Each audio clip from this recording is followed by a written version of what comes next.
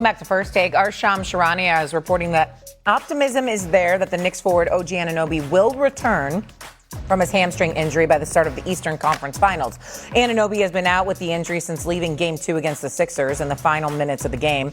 The Eastern Conference Finals could begin as early as Sunday, which would afford Anunoby 11 days to recover from the injury. Josh Hart spoke on the Knicks' long break, though. Listen to this. The first series, we had a 4 days break, I think it was.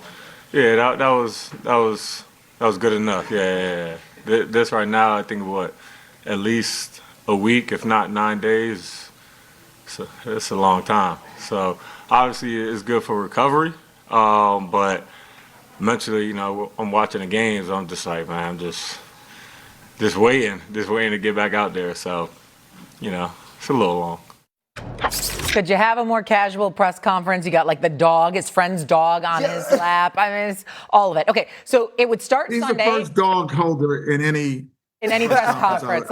Just tell me you've had a week out without telling me you have a week off. Anyway, if the Cavs can close it out tonight, then the series will start. The Eastern Conference Finals will start Sunday. If it goes to 7 games, then it would start Tuesday. Would you rather be, Kenny, rested or have momentum? Which team would you rather be?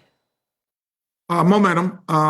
Rest is great if you're hurt. But however, when you're playing as well as the Knicks have been, you can't wait to go to the next day because basketball is like, I'm gonna go old school. Is like a record. People who understand there's grooves inside of a record, and once you're in it, it's hard to get out that groove. But when that record stops, it's easy to get out of it. So when you're in an athlete and you're in a groove, you want to stay in that groove continually. You have one thought, one mind. So I would agree with Josh. 4 days, yes. When you start going 9 days and 7 days, you start messing with my record and you start scratching. Like you start to be a DJ and you might throw me off course. Yeah, I think to me, I want to be the team that rests because I believe it's a little overrated when we look at the game ones. You think about in the last 36 times that teams that have had over 5 days rest swept the series before, they're 25-11.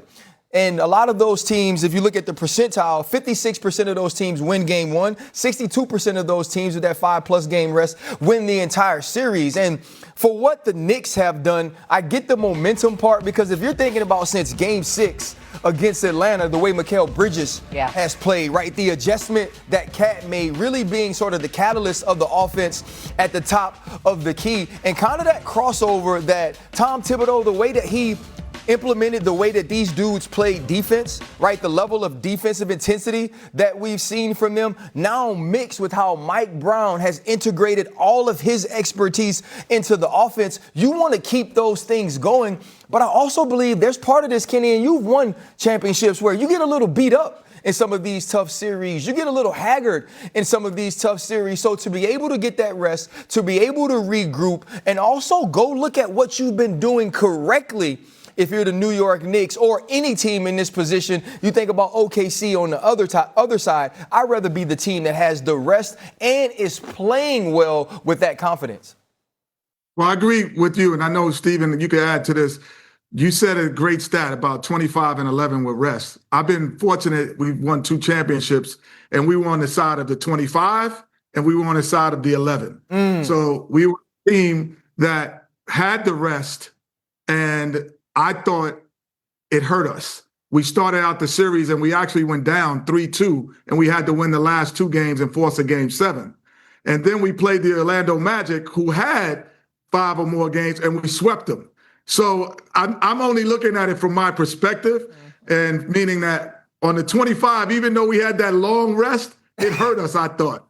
And it took us a long time to get back in the groove. And then when we were in 11 and Orlando had the long rest, we came out and we were like, okay, we smacking you up. And so I'm looking at it from a perspective of only from a Rocket point of view. Yeah, and also too, Kenny, it's about the matchup as well. Like you know this, styles make fights. And if you think if you're the New York Knicks, to me, if you get Detroit, you have a total different feeling than if you get Cleveland. If you get Detroit, you're getting wait. If you get to it, I agree. But if you get to this point, you get to the Western Conference Final, and you're peeking over your shoulder, we'd rather have, you're not winning a title. I'm like, bring it on. Like, what? You think Mike Tyson was looking at it going, hey, you know what? I'd rather fight this. No, he's like, we knocking out everybody. Kenny. You have that supreme confidence at that point. Not that maybe in the first round, but once you start rolling, man, bring them on. Left hook, right hook, it's coming, brother.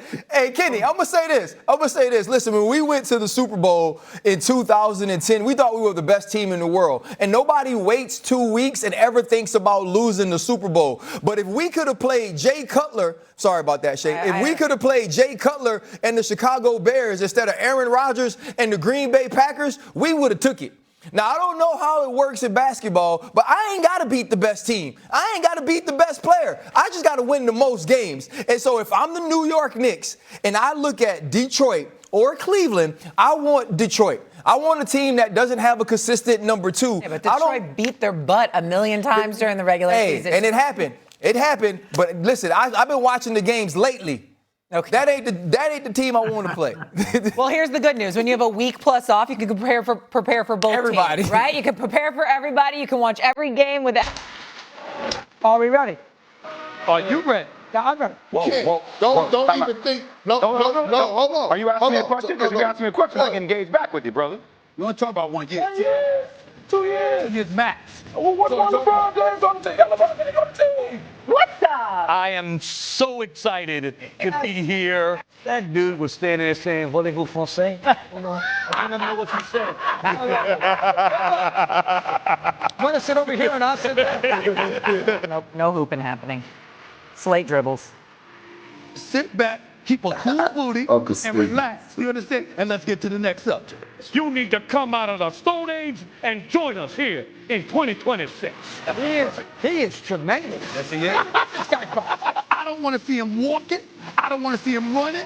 I don't want to see him hopping like a kangaroo. Give it to me. You're on a 7-game winning streak in the postseason. Whatever you've been doing, don't change it. Oh, I love you so much. Oh, my goodness. I really said, oh, my goodness, quite a few times this week, didn't I? It's time for a quick take here. Vegas Golden Knights forward Mitch Marner and an absolutely filthy goal in the Golden Knights 5-1 Game 6 win. Vegas now advances to the conference finals. Can't get over this goal, though, and very well could have been the goal of the playoffs. This has been a redemption season, it feels like, for Marner. But Shay, are we going to talk about the in and out and he nutmegs himself? Excuse me, did you just cut me off in my hockey the take? Goal? Oh, my gosh. Oh, my. The nutmeg himself? Oh, do they do that in hockey, Shay? I need to call in the girl from the north. The girl, they do this in hockey. Between the legs, it's all in the stick handling. It's all in the stick handling, RC. Okay, 18th point for Marner so far in these playoffs. That leads everyone right now in the playoffs. He is on one. And now the Golden Knights are going to face the Avs, and the Avs are also on one. This is going to be such a competitive series. I cannot wait to watch. So you're doing hoops, football, and now hockey? Hey, like Chance the Rapper said, let's do that hockey. Let's do that hockey. Stephen A. also said that the other day. In What Is Fair. All right, coming up here on First Take this past season, Steve Kerr developed a sneaky habit. What that was and why Taylor Swift was involved. You know, Taylor Swift also is trying to sneak into all the sports. Look at her. Is she clapping for Steve Kerr? We'll know it all too well next.